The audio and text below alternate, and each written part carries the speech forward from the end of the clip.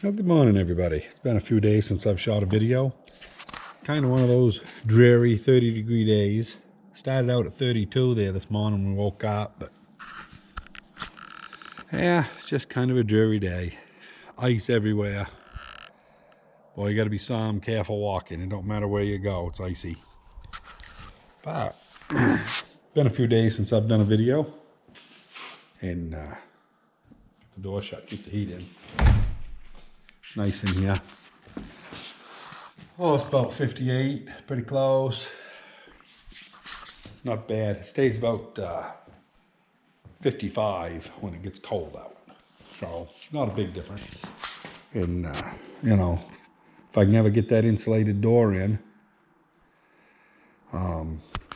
they ordered it way back in, Jesus, I don't know, July maybe? July, 1st of August. And they got it like within 3-4 weeks, and they've had it in storage at their place. So somebody's, well, the garage door guy's had his money tied up all that time, and he was real good about it. He said, oh, when you get ready for it, just call me. Well, we're finally ready for it. Now we got to wait on the list, you know, because you don't dare to tell them ahead of time. You might come the next day, so you can't really try to plan ahead. But anyway, since I talked to you last, we got some paint up on that wall. And I was bad yesterday. I bought a damn toolbox, and it's a ball bearing one, but it's not a, you know, it's a, I'm not going to say it's cheap because it wasn't cheap, but it's not, you know, not real bad. At least it's got ball bearing drawers in it. And yeah, I got the toolboxes in the other room there, and they're overflowing. Never can find what you want in them, you know, they're just packed full. So anyway, yeah, I bought that for this end of the building, and been doing a little painting, you know. That's what a gallon did. And I didn't want to start another gallon, so in the wall, actually, over to the window has 2 coats. It's in a shadow, you can't really see it, but that whole last 3 or 4 feet there hasn't been doubled up yet. So I gotta do another coat on that, and then she'll be pretty good shape. But I'm just getting ready to put this piece of plywood up here, and I'm going to show you my third hand here. This is how I do a lot of my stuff by myself. You know, you think ahead, and you just put a button up here. So I'll tip this piece of plywood up, hold it up with one hand, reach around, turn the button, and then it'll set on that plywood ledge and set on the button, and then I can kind of move it back and forth and get it where I need it on this line, and we'll put her into place. So we'll see how it goes here in a minute.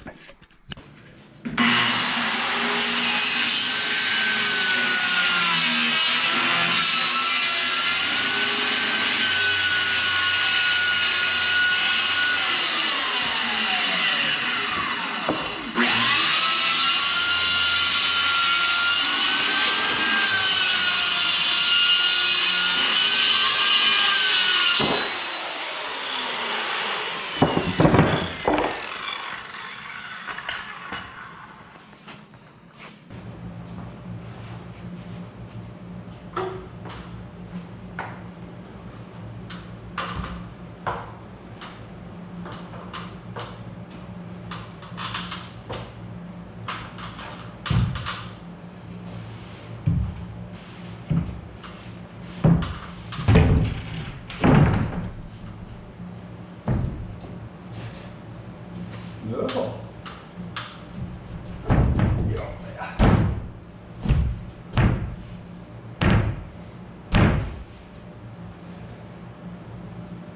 So we can put the iron to it.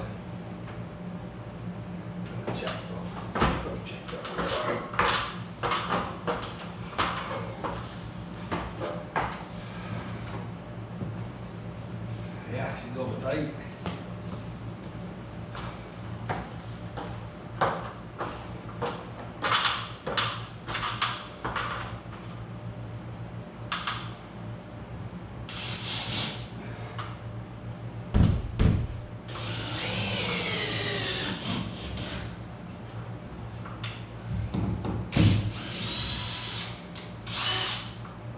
Beautiful.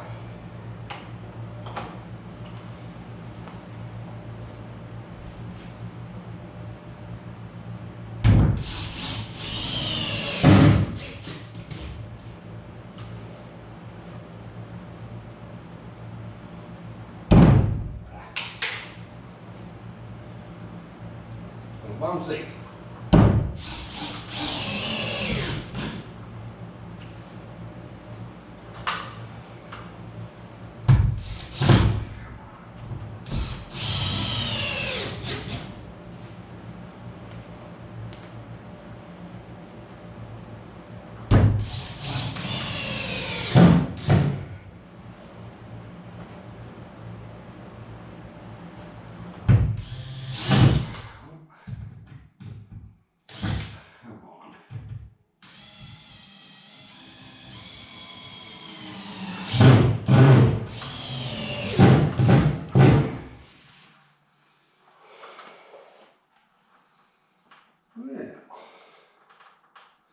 Guess I gotta move the ladder.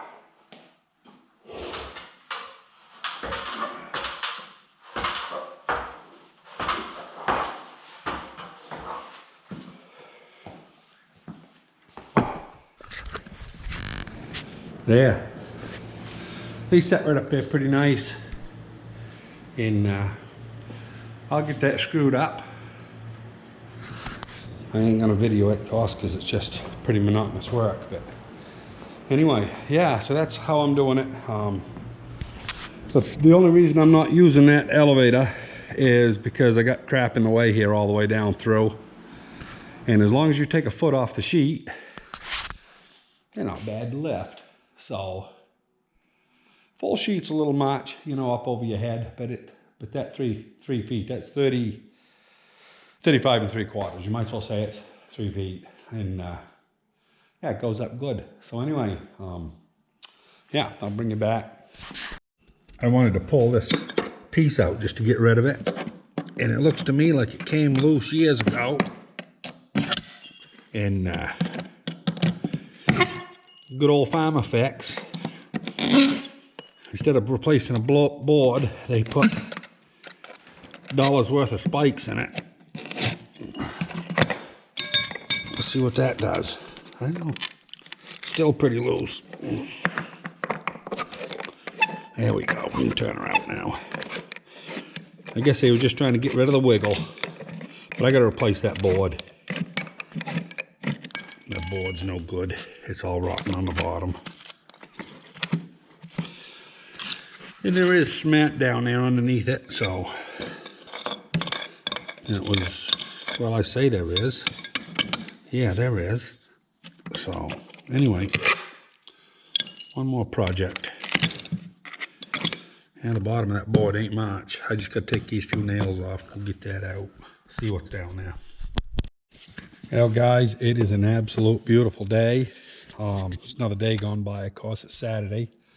I think it's the 22nd. And there is not a cloud in the sky. Not one. But the downside of that is it's 11 below 0 Fahrenheit. So it's cold out there. And I had this door shut down last night. Keep the furnace from running so much. And it was 38 this morning. It's warmed up in here almost to, well, it's about 47. And you know, of course that wall's cold, it's gotta warm up. So I've only been down here about 45 minutes. But anyway, had a good day. Last night we got as far as that. I only had that place where the button is there. That one's gotta come down later when we do the plumbing. So anyway, I didn't screw that one up, but they're all cut, they're all up. The building's insulated except for the concrete on the bottom. I am gonna get a couple pieces this morning because I wanna start doing that bathroom framing and I wanna insulate on that concrete wall first because, well, I'll show you why. I don't know if you can see this or not. Come on, if I can get this thing to work. There we go. So this floor is 45 degrees, 46 degrees. You come over here, this is the south side, sun's been on it for a while, 28 degrees. Well, that's a lot of cold that you're trying to overcome. You get over here on the north wall, it might even be colder.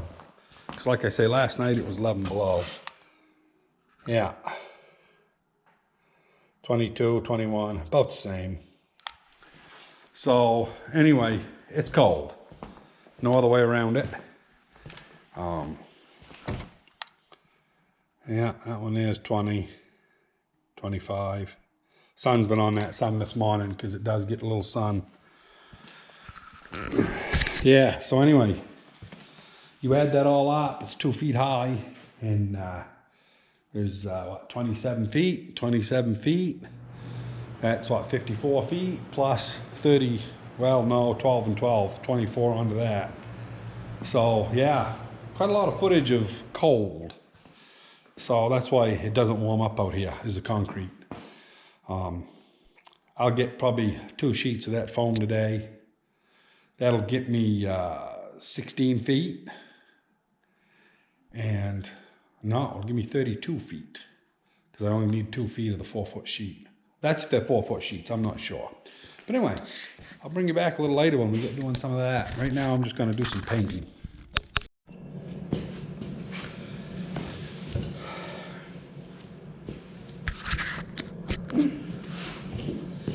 So anyway, I was just telling you know how cold it is here. 11 below last night. In the past, when I grew up, we'd always have a week or two of 20 below in Maine. I mean, that was your common winter. You might get it a week here, a week there, but usually there was about 2 weeks of cold. And then the rest of it, you know, the nights be 5 below to 15 above. And it was cold, you know, I mean, a lot colder than it is now. But anyway, I have never seen, in Maine, the coldest I've ever seen was 35 below. And that was over in a place called Eads Falls on Crooked River, which on the rivers, cold always follows the rivers. And this place in Eads Falls, it was a cold place. This was over where Industrial Engine Rebuilders was, and I worked there for 4 years. And I saw 35 below on the thermometer over there. And that's the coldest I've ever seen in Maine. Down, because I'm in southwestern Maine, so up northern Maine, they see 40 below, you know, stuff every 5-10 years, you know, probably. But anyway, when I was in West Virginia, here's a place a lot further south. Usually there's no snow really on the ground in the winter, just, you know, mud. And people from the mid part of the country, you know what I'm talking about. So I'm down there, and they forecast this big storm, 36 inches. But we get this damn storm, 30-some inches of snow, like 36 inches, and it went down to 43 below zero. I'll never forget it. And I actually went to work. Everybody went to work, and the boss said, you gotta go start that skidder so we can pull one of the Eureka pipeline oil trucks up to a well. So we started that morning. I don't know how the old Dodge Caravan started, but it started that morning. I went to work. This was actually a couple days after the storm because they had got the roads open, because the road was closed for about 48 hours. They got nothing down there to push with. And what they did have, you know, they weren't marked on the corners and they went off the road. And, you know, it was just a shit show. So anyway, I get to work finally. This is after it's all over. It's 40-some below zero. And it was only supposed to get up to like 35 below that day. And the boss says, oh, you gotta go start that skidder. So we went over there. Them guys are sitting there frigging around, boosting. And I told the guys, I says, you will not start this machine at 40 below zero. I says, you gotta build a fire underneath it. I said, I've lived in Maine long enough. I know where your limitations are. And you know, 20 below or so, you can boost stuff and usually get stuff to go. But not at 40, 43 below. So they said, what do we do? I said, well, you gotta build a wood fire underneath it or something. They said, we ain't got no wood, we got diesel fuel. Now this is a brand new 540 cable skidder, probably a month old. I don't even think it ever pulled a hitch of wood yet. They've been using it just to pull oil trucks and stuff. And I said, you sure you want to put oil underneath that thing? I said, it's going to turn it black on the boot. And them guys says, yeah, we ain't worried about it. We got to get it running. So we burned diesel fuel in 5-gallon metal pails, one to a time, of course, so we didn't get it too hot. Underneath the belly pan of that machine, it was like 1 o'clock in the afternoon when we got it running. Of course, none of the hydraulics would work. So I said, well, you just gotta let it set, guys, and let stuff warm up. I says, them hydraulics will come to it in 15, 20 minutes, which everything did, after a half hour, everything was working and you could drive it. So come that night, they says, Jesus, they says, well, the Eureka guys couldn't get that truck going, what do we do? I said, leave it running. I says, we burn more fuel getting the thing going than what it'll ever take during the night to keep it running. So we left it running. And for some reason, the boss, during the middle of the night, he about 11 o'clock, he got thinking about it. He said, man, he said, I can't leave that thing over there running. He said, I gotta go shut that off. So he drove like 20 miles from home and shut that skidder off. And the next morning we went in there and it was like 40 below and we did it again for a second time. And I was like, you gotta be kidding me, But it's funny how up here in Maine, if you had to work the next day and you had a skidder and it was gonna be 40 below and you wanted to work, there's been a lot of them left idling all night, He was worried about the thing catching fire. Well, a brand new machine shouldn't have chafed wires anywhere and it shouldn't be catching fire. And, but anyway, whatever. It was kind of a funny story though. I've never seen 40 below in the state of Maine, but I've seen it in West Virginia, 2 or 3 days. And I don't know if I've ever actually seen a storm in Maine that I can recall that dumped 36 inches of snow. And we had one with 36 inches and about a week later we got one with 35 down there. And just plugged that state right up. They didn't know what to do with it, but a week and a half later it was all gone. It was crazy how stuff worked down there. But anyway, just a quick story about starting equipment in the cold. I'm going to tell you another story about an idiot I worked around. This guy's a bona fide idiot. So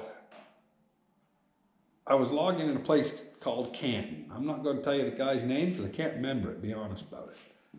But I was up on the mountain over in Canton, and this particular December was the coldest December on record as I recall. Never went up above freezing. And every morning was anywhere from, 15, 20 below. And that old Franklin, it had a Perkins diesel in it. You could go on over there and just give it a whiff of ether and it would fire. And you'd have to sit there and just keep giving it just a little quick burst for about 30 seconds before it would get enough heat in the cylinders to run. And then, of course, the hydraulics, you'd let it sit there for a half hour. Usually what I'd do is I'd get it running and the hydraulics wouldn't work, so I'd go down to the local coffee shop and get a coffee and a donut. When I got back, everything would work. And it was miserable cold, leave the truck idling all day because you could only stand it for one hitch. You'd make a hitch, at 20 below, no heat, no cab. We'd go on out, cut a hitch, a hemlock, 4 or 5 trees, and they were tall. Jesus, hemlocks was 80 feet tall probably. Real tall for hemlocks. And about like telephone poles. So anyway, I'd go down and get 4 or 5 of them. It was over 3/4 of a mile pull all uphill, and it weren't all uphill, but the last 1,000 feet was downhill. But it was about 3/4 of a mile, most of it was uphill. And right down out of a gut, like, it was steep. It was where the other guys that logged hadn't gone in, and there was a lot of wood in there. And the guy wanted it out, so I show up, and I said, yeah, I'll get it out for you. So I was doing a good job. There's this great big cat bulldozer up there, some type of maybe a 966, I'm gonna guess. Could have been a different model, but it was something like that. Had a bucket, it was a crawler loader, and had a cab on it. And the guy, I'm out there working in the landing, and the guy says to me, he says, next time you go up, can you haul up a couple of batteries and a jug of diesel fuel? He said, that machine ran out of fuel last summer. He said, I want to get it down out of there. I says, well, today ain't the day to do it. He said, oh no, it'll start. So, actually, I don't know if we did take the batteries out. I guess the batteries was in it. And yeah, it was just the diesel fuel I hauled up. Because like I say, it was 1,000 feet or so up on top of the mountain. And it was on the top of the mountain. There was a friggin' 6 or 8 foot ledge drop off about 50 feet in front of the bulldozer, and then it went downhill fairly substantial no matter which way you went. And it was sitting right on the height of the land. I drove in the brush, and so I went up and dropped him off. I came out with a hitch, and he says, this thing won't start. He says it won't turn over. And I said, well, you got to warm it up, but you got to build a fire underneath it. I said, build a small one. I said, right under the belly pan. I said, and I'm talking small. I said, you ain't trying to start it quick. I said, you're trying to start it without burning it up. He said, oh, it's got a belly pan underneath it. I said, no. I said, you can't hurry it. I says, you get a big fire, there's too many pine needles and crap in the machine. I said, you'll have it on fire. So I took off. I didn't want no part of this yo-yo, you know. He was an idiot. So I went down and made that hitch. Jesus, I come back up. And he wanted to know if I could boost him for a second. And I says, well, I guess so. Actually, I'd gone and got the hitch. Because when I pulled in to boost him, I had to drop the hitch and drive in. And I boosted him for a half hour, and I says, no, I says, you ain't warm enough yet. I says, that fire is getting too big. I says, you're putting too much brush in there. Because instead of building a small one, like I told him, he was taking stuff that was 10 feet long, just shoving it down in front of the bucket, and he had it crammed right full in there, had a bonfire going. And he said, there ain't nothing in there that'll burn. He said, that's got a skid pan on it and everything. I look in through one of the bolt holes on the side pan, and Christ, I can see the fan belt in there, lit right up, burning away. I says to him, I says, come here for a minute. He come on over, and I pointed in through that hole. I said, there's your fan belt burning right off now. I said, don't you think you probably ought to put that out with your fire extinguisher? He said, oh my God. He said, I don't have a fire extinguisher. He said, I don't have a wrench to take the side pan off. So I had to get out my fire extinguisher, you know, and we knocked the brush pile down where it should have been. Frigged around there for a half hour. Of course, I'm losing money right all this time. So anyway, got the fire out, blew my fire extinguisher out. Pissed me off. But anyway, that was okay. So I went down about 2-3 more hitches. He says, you want to try to boost me again? I says, yeah. So I go on over, and he had a smaller fire like he should have had by now, because he was learning, but he was a hard learner. You couldn't tell him nothing, you know, he's one of those people. And anyway, I don't know if he was an engineer or what. He was well educated, but he didn't know anything. And so anyway, he got on there, and geez, it cranked over pretty good. He fired up. And as soon as it fired up, I mean, I grabbed my booster cables. It's like, because I was irritated with the guy by now. I backed out, sucked the hitch up behind me, and I see him waving his arms out there. He's standing on the track. So I couldn't hear him, so I shut my machine off, and I said, what's the matter? And he says, it won't move. And he couldn't hear me, right? Because the machine's sitting there rumbling behind him. So he jumps off the track, comes about halfway to me, and he says, it won't move. I said, the oil's cold. And he says, what? And I said, there it goes. Well, of course, the oil was so cold, it wouldn't go right into gear. It was automatic. But while he's standing there hollering stuff, trying to get my 2 cents worth, it takes off, goes into gear, and off it goes out through the woods. Like I said earlier, you know, I weren't that far, 30, 40 feet to the ledges there, and it was going to be good, you know. It would have been an exciting little thing to watch. Well, he ran like hell, and the little whippets, you know, about 1.5 to 2 inches are coming up off the tracks. Somehow he managed to get into the cab of that thing, and I don't know why he didn't get killed. And he got it stopped about 10 feet from that ledge. Threw it in reverse, backed out, and at that point I went down over the hill. But yeah, that guy aggravated me so much. I only worked about another 2 days, and I called my truck driver, and I says, I got a load over here. I said, bring the trailer so I can haul the skidder. I said, I'm done with them. And yeah, he come on over, and he loaded, it was 7 o'clock at night, he loaded a load of hemlock on, and there was, I don't know, probably $300 worth of yard in there that I left right there. It was all birch and stuff like that. I left it right in the yard, let him have somebody haul it, and he could have the money. I didn't care. I just wanted to be done with it. Because the guy was a moron. And anyway, I got all said and done. When I paid him the last stuff there, I charged him for the recharging of my fire extinguisher. And he actually called me up on it. He didn't think that was right. And I said, "You're goddamn lucky you got paid for what you got paid for, guy." I mean, I was pissed off with the guy, and I never talked to him again.